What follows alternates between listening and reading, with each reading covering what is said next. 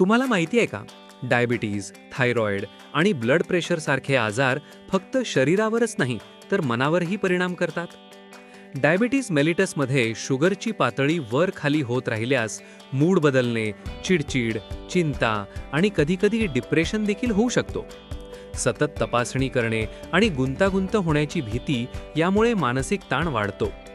Thyroid डिसीजमध्ये thyroid कमी असल्यास व्यक्तीला थकवा, दुःख आणि विचार करण्याची गती मंद झाल्यासारखे वाटू शकते.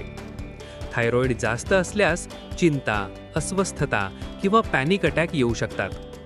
हायपरटेन्शनमध्ये सततचा स्ट्रेस आणि हार्ट अटॅक किंवा स्ट्रोकची भीती यामुळे झोपेच्या समस्या आणि चिंता निर्माण होऊ शकते.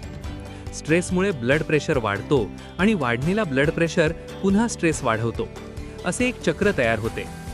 कोणताही दीर्घकाळ चालणारा आजार निराशा, भविष्यासंबंधी भीती, आर्थिक ताण आणि नातेसंबंधातील समस्या निर्माण करू शकतो.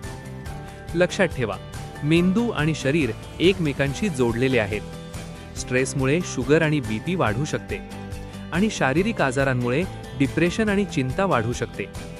जर एखाद्या व्यक्तीला 2 आठवड्यांपेक्षा जास्त काळ खूप खिन्न वाटत असेल, झोप नीट लागत नसेल, सतत जास्त विचार येत असतील किंवा निराशा वाटत असेल, तर मानसिक आरोग्य तज्ज्ञांचा सल्ला घेणे महत्त्वाचे आहे.